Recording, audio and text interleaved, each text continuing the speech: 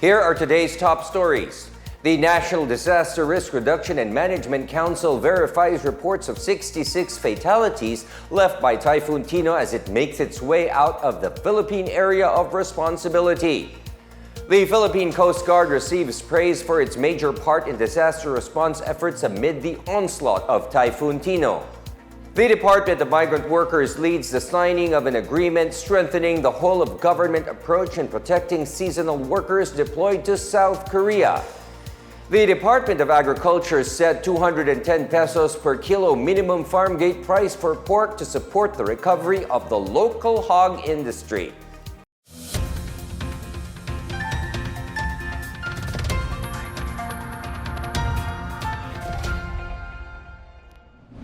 This is the Pna Headlines. I am William Theo.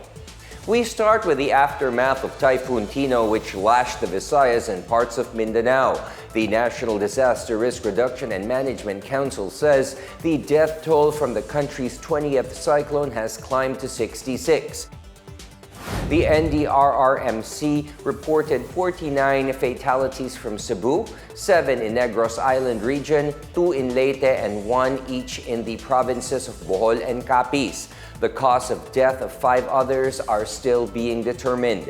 It is also confirming reports of 10 injured persons and 26 who went missing. Tino affected over 203,000 families in Mimaropa, Bicol region, Western Visayas, Negros Island region, Central and Eastern Visayas, and Caraga. Nearly 11,000 families have taken shelter in evacuation centers, while over 27,000 families are receiving help outside. About 70,540 families were preemptively evacuated. Meanwhile, the Department of Tourism has advised the public to postpone non-essential travel to areas affected by Typhoon Tino. Travelers must avoid shorelines and mountainous routes and continue monitoring updates from local authorities. Tourists already in affected areas are advised to stay in their accommodations and follow the guidance of the management. As of 11 o'clock a.m. today, Typhoon Tino slightly intensified as it moves away from northern Palawan. Tino was spotted 190 kilometers west of Coron, Palawan, with maximum sustained winds of 130 kilometers per hour and gustiness of up to 180 kilometers per hour. Pag-asa said Tino is moving west-northwestward at 20 kilometers per hour and may exit the Philippine area of responsibility tonight or tomorrow. Heavy rainfall due to Tino is expected over Palawan, Aurora, Antique, and Occidental Mindoro. Tropical cyclone wind signal number 4 remains around El Nido, Palawan. Signal number 3 affects the northern portion of Palawan, including Calamian Islands. Signal number 2 is raised over eastern and central Palawan, including Kalayaan Islands. Signal number 1 is in effect over Occidental Mindoro, including Lubang Islands, the southern portion of Oriental Mindoro, and the southern portion of Palawan, including Cuyo Islands.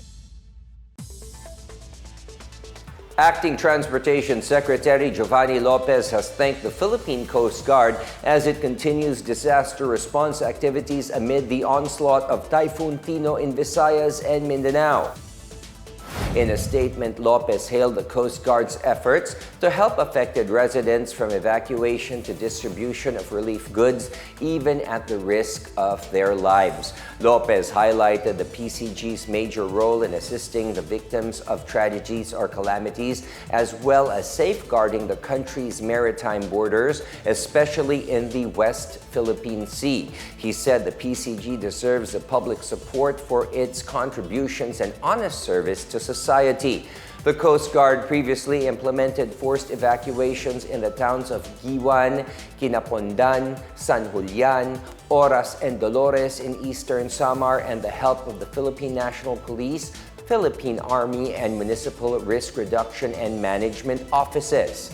Meanwhile, in Cebu, the PCG's deployable response groups also assisted residents trapped amid massive flooding in Cebu, particularly in Liloan, Cebu, Barangay Umapad in Mandaue City, and Barangay Biasong, Talisay City. It also responded to a vessel, Alicion, at the port of Jolo in Cebu when MV Maria Rebecca of Montenegro Shipping Lines lost control while docking amid rough sea conditions and hit MV Antonia 1 of Alison Shipping Lines.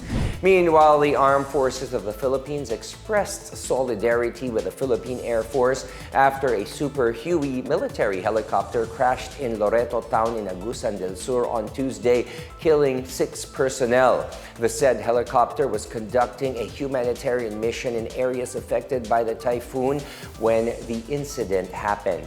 In a statement, the AFP hailed the sacrifice of the crew as they embodied the highest ideals of service beyond self. The AFP also expressed its continued support for the Air Force's continued efforts and paid tribute to their heroism and selfless service to the country. In a separate statement, the Office of Civil Defense honored the courage and dedication of the airmen who served the nation with selflessness and bravery. In other news, the Department of Migrant Workers has formalized a whole-of-government mechanism for ethical recruitment and protection of Filipino farm workers deployed to South Korea. The DMW signed a joint memorandum with officials of the Department of Agriculture, Department of the Interior and Local Government, Department of Justice, Department of Foreign Affairs and Bureau of Immigration at the DMW office in Mandaluyong City on Tuesday. Officials from the Korean Embassy and local executives from Pura Tarlac, as well as 47 seasonal workers from the municipality, witnessed the signing. Under the agreement, the DMW, DA, DILG, DOJ, DFA, and Bureau of Immigration will jointly implement measures that will strengthen the seasonal workers program with South Korea.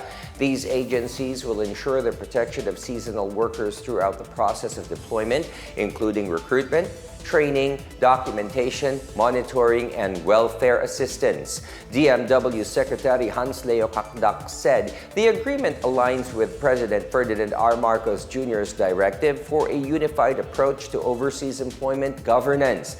He said the Seasonal Workers Program benefits Filipino workers who contribute their skills to Korea's agro-industry sector and share their gained knowledge at home. He also noted that the initiative complements the partnerships between South Korea and the Philippines. Kakdak said the DMW has facilitated the deployment of over 11,700 Filipino seasonal workers to South Korea. In other news, local hog producers are set to benefit from the 210 pesos per kilo minimum farmgate price of live hogs, according to the Department of Agriculture, or DA. This came following the agreement between the DA and stakeholders to put a minimum buying price to support the recovery of the local hog sector industry against the impacts of African swine fever, or ASF.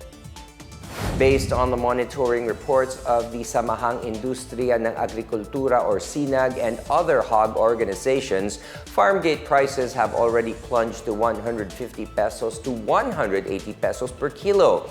DA said this amount is almost equal to or even lower than the average production cost of 170 pesos to 180 per kilo for backyard and commercial hog raisers.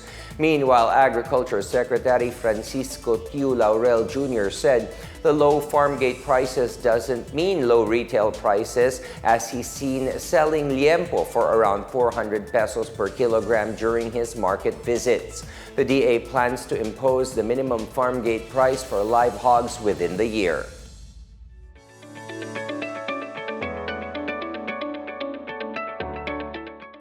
In our business news, Department of Trade and Industry Undersecretary and co-chair of the 11th Philippines France Joint Economic Committee meeting, Alan Jepti, on Tuesday, underscored the need for greater collaboration with other trading partners to limit the effect of the United States tariff policies. In a briefing after the meeting in Parañaque City on Tuesday night, Jepti said expanding free trade agreements such as in European Union or EU is a long-term strategy that they embraced. EU is a trading partner of the Philippines and accounts for 8 to 19% of the domestic economy's total trade, which is around the same level as with the United States. Jepti emphasized that any and all arrangements, be it in a form of FTA or economic partnership, must be pursued. Since August this year, Philippine exports to the U.S. have 19% tariff as part of the latter's policy to prioritize domestic sources. Meanwhile, the National Bureau of Investigation Intellectual Property Rights Division, or NDRRMC, has seized more than 344 million pesos worth of fake luxury goods and counterfeit software in separate operations in Pasay, Manila, and Pasig. Search warrants were implemented on October 28 against 4 stalls at Baclaran LRT Shopping Mall, 3 stalls Baclaran Terminal 1 building, both in Pasay, and an establishment in the city of Manila. It resulted in the seizure of 3,063 pieces of fake Louis Vuitton products worth over 342 million pesos.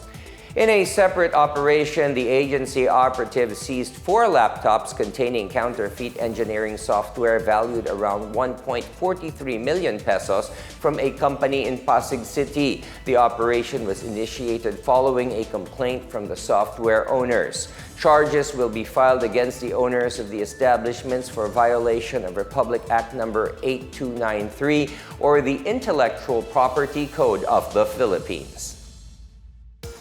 And those are the latest and the biggest stories on the Pna Headlines. For more news updates, visit our website pna.gov.ph or our Facebook and X account, Philippine News Agency.